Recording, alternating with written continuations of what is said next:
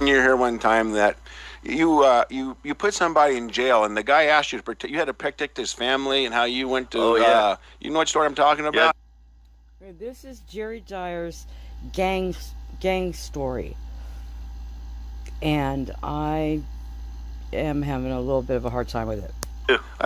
Can you share that with us? Well, it was a story of, oftentimes, back then I was the president of California Police Chiefs, and I was doing a lot of prison tours at that time because of a lawsuit that was occurring, and I was doing it for the Governor Schwarzenegger at that time. And so I remember going to one prison in the South Valley, and I had pretty much carte blanche. I could go into the prisons and look at their facilities, their hospitals, everything. And so I remember telling the prison guard, the lieutenant, I said, "Hey, I want to go over to that pod." And he says, "No, you don't want to go into that pod." A pod? What is a pod? A pod is like where you have a large area where a building where it's contained with gang members. Or are they behind bars, or are they just walking around in a free room? Walking around the free room, but they do have bars upstairs. So you walk in. If they wanted to gang you up and beat you up real fast, they have the opportunity. They could. And I stay out of bars, people. So I remember I told him, I said, "I want to go in there." And he goes, "No, you don't want to go in there." I said, "No, I want to go in there." I wouldn't want to go in there. And he says, I said, "Why don't you want me to go in there?" He says, "Because it's all Bulldog gang members. Vast majority of them you put in here, or your guys did, and they hate you. They hate you. And we don't want to create a problem." So I said, "Well, let's just go in there and take a look." You don't listen. So we walked in there. I remember there were it was very apparent, because Bulldog gang members, you keep them together. You don't mix them. And so they were all Bulldog gang members. I don't know how many there were in there, 150 of them, probably in the pod. Wow. They were down there on the room, sitting on benches. But it was two levels. And, when I walked in, every head in that pod turned and looked at me. And I bet. And they knew who I was.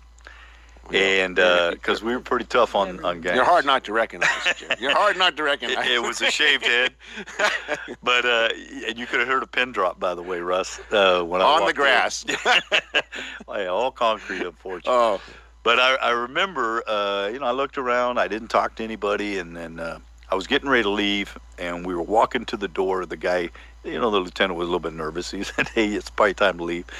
And I remember walking to the door, and there was a guy that came out of a cell on the top floor on a landing.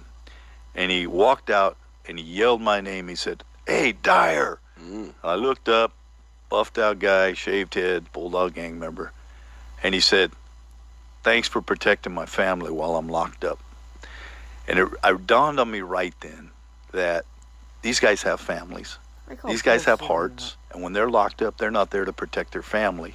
And some of their rivals, can't imagine, might end up going and hurting their family. So they too rely on us. And oftentimes I don't think police officers get the credit that they deserve, because, regardless of what your lifestyle is, cops protect you. If you're homeless, you're rich, you're poor, you're Republican, you're Democrat, when you call 911, our dispatchers don't say 911 state your party. They say 911 state your emergency. Yep. And so we protect everybody. And I think sometimes, especially in today's environment, police officers getting a horrible rap, getting accused of traumatizing kids and all these things. And that's not to say that, we don't have some bad cops out there. We do across the nation. But by and large, I've seen heroic police officers out there day in and day out, keeping people safe, even gang members and their families. Oh, yeah, for sure. I agree. Yeah. Okay.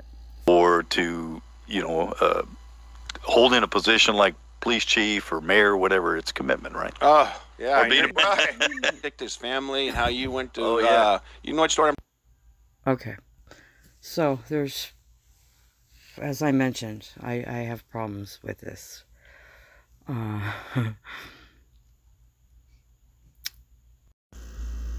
Okay, this up here is Sante Rose.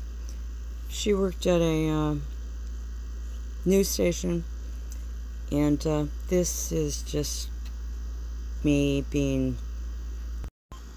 blocked on her Twitter.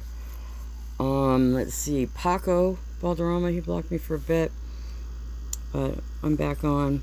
Anyway, express yourselves on the avenues that we have. Yelp, you know, Google reviews, that kind of stuff. When you see some of these cop watch videos and stuff like this, Jerry Dyer can't get away with this kind of stuff.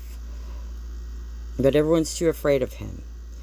So just, what do you guys think of this gang story of Jerry Dyer's? Leave a comment, like, subscribe. Thank you all for watching.